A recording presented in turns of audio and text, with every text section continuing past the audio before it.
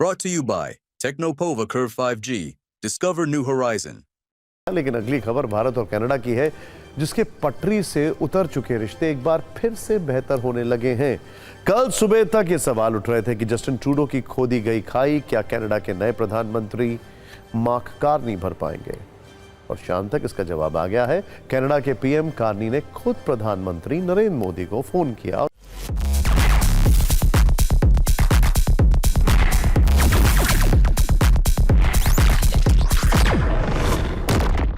Group 7 summit में आने का निमंत्रण दिया है।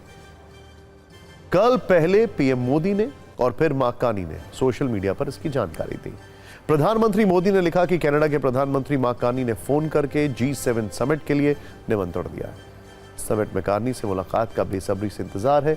इसके थोड़ी देर बाद मार्क कार्नी ने भी इसकी जानकारी दी। उन्होंने लिखा कि प्रधानमंत्री मोदी को कनाडा के 2025 G7 नेताओं के शिखर सम्मेलन में भाग लेने के लिए आमंत्रित किया है और उन्होंने इसमें शामिल होने की सहमति जताई है। G7 दुनिया की 7 विकसित democracy Canada, France, Germany, Italy, Japan, Britain और अमेरिका का संगठन है। भारत पिछले कुछ वर्षों से इसमें विशेष आमंत्रित सदस्यों के रूप में शामिल होता रहा है। फिर ऐसा क्या है कि इस बार भारत को न्योता देने की इतनी चर्चा हो रही है? हर वर्ष अलग अलग देश G7 समिट के अध्यक्ष होते हैं। पिछले कुछ वर्षों में हर देश भारत को इसमें शामिल होने के लिए न्योता देता रहा है। इस बार अध्यक्ष कनाडा है, यही चर्चा का बड़ा कारण है। दरअसल जस्टिन ट्रूडो जो हो चुके हैं, जस्टिन ट्रूडो के प्रधानमंत्री रहते भारत और कनाडा के रिश्ते काफी खराब हो गए थे। ट्रूडो खालिस्तानी आतंकियों के हमदर्द थे। खालिस्तानी आतंकवादी हरदीप सिंह निज्जर की हत्या का आरोप उन्होंने भारत सरकार पर लगा दिया था।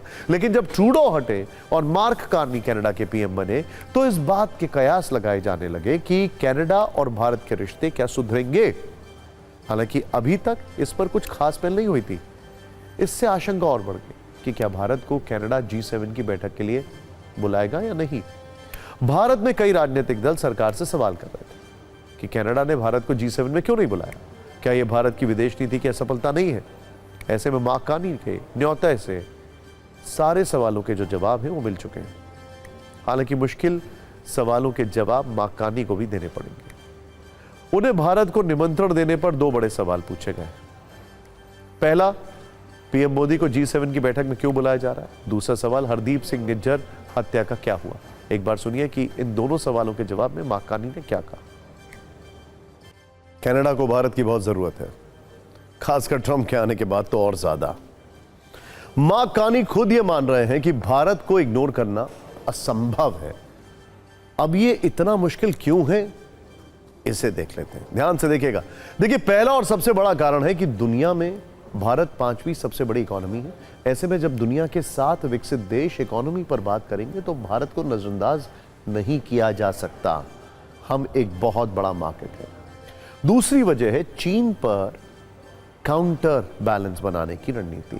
G7 देशों का साझा उद्देश्य चीन की बढ़ती आर्थिक और रणनीतिक शक्ति का मुकाबला करना है। भारत को शामिल करना इस रणनीति का हिस्सा है ताकि एशिया में एक मजबूत लोकतांत्रिक संतुलन बनाया जा सके।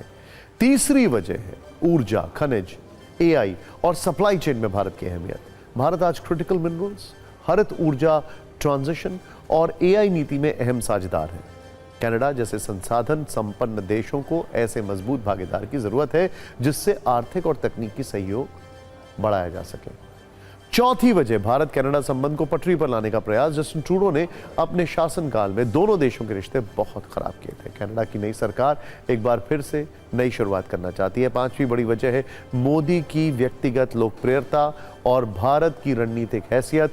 ट्रंप हो या पुतिन या फिर मैक्रो, वैश्विक मंचों पर नरेंद्र मोदी की प्रतिष्ठा और प्रभाव को हर कोई मानता है।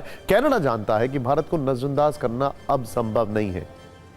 एक बड़ी वजह है वहां पर इंडियन डायस्पोरा, 1.3 मिलियन का इंडियन डायस्पोरा, जिसको कनाडा इग्नोर नहीं करना चाहता। कनाडा के पीएम मार्क कार्नी स्वयं एक अर्थशास्त्री हैं और वो भारत की आर्थिक ताकत को समझते हैं। भारत को ग्लोबल साउथ का प्रतिनिधि भी कहा जाता है। ऐसे में G7 में भारत को बुलाना उनके लिए जरूरी था। वैसे तो वैश्विक कूटनीति और देसी राजनीति दोनों अलग अलग बात है, लेकिन भारत में G7 वाली कूटनीति पर खूब राजनीति हो रही है। कल तक जो विपक्ष निमंत्रण नहीं मिलने का मुद्दा बना रहा था, अब वो नए नए तर्कों से सरकार पर हमले कर रहा है।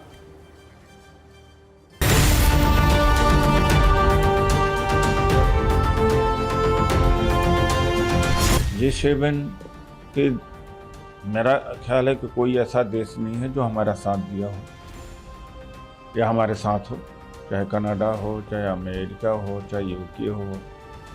तो अब देखना है कि कितना लाभ हो, कितना नुकसान होगा, लेकिन मोदी जी हाईटेक जहाज लेकर के पूरे दुनिया में घूमते रहते हैं और जितना ही घूमेंगे उतना ही भारत का नुकसान होगा। कनाडा के प्रधानमंत्री ने न केवल भारत को इनविटेशन दिया है, न केवल प्रधानमंत्री मोदी से बात की है, बल्कि उन्होंने बताया कि इंडिया का होना बहुत महत्वपूर्ण है। उन्होंने तो एक प्रकार से भारत को प्राइम पोजीशन में रख के इनवाइट किया है, और तब से तो कांग्रेस पार्टी को काटो तो खून नहीं है।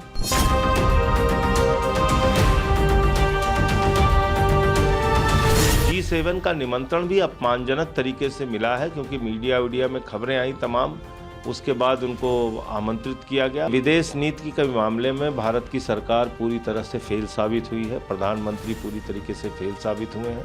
कनाडा से हमारे संबंध आज के नहीं है, बहुत ऐतिहासिक संबंध है, और कनाडा से हमारे संबंध मजबूत बने रहें। और प्रधानमंत्री जी का बहुत बहुत शुक्रिया कनाडा के प्रधानमंत्री जी का, उन्होंने हमारे प्रधानमंत्री जी को न्योता दिया और हमारे प्रधानमंत्री जी ने सहज स्वीकार किया। ये दिखाता है कि कहीं ना कहीं भारत और कनाडा की जड़ें बहुत मजबूत हैं। विपक्ष के पास सरकार को कॉर्नर करने के लिए ये एक अच्छा मुद्दा था। मुद्दा हाथ से निकलने का दुख उसे जरूर होगा। वैसे दुखी पाकिस्तान भी है। वो पिछले कुछ वक्त से लगातार ये प्रोपेगेंडा फैला रहा था कि भारत दुनिया में अकेला पड़ता जा रहा है, कनाडा ने G7 में भारत को नहीं बुलाया। वैसे आपको बता दें कि G7 की बैठक कनाडा के एल्बर्टा प्रांत के कानानिस्क में 15 से 17 जून तक होगी। Canada, France, Germany, Italy, Japan, Britain और अमेरिका इसके सदस्य हैं।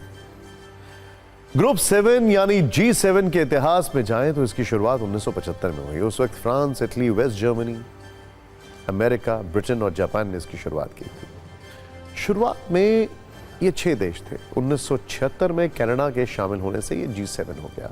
1998 में G7 संगठन के दूसरे फेज की शुरुआत हुई और रूस को इसमें शामिल कर लिया गया, लेकिन 2014 में क्रीमिया में रूस की घुसपैठ के बाद से उसे G7 से बाहर कर दिया गया। ग्लोबल 7 की अगर बात की जाए तो इसमें फोकस सेकेंड वर्ल्ड वॉर के बाद चीजों को कंट्रोल करने का और खासकर आर्थिक मंच पर कोऑर्डिनेट करने के लिहाज से यह ग्रुप बनाया गया। Brought to you by Technopova Curve 5G. Discover new horizon.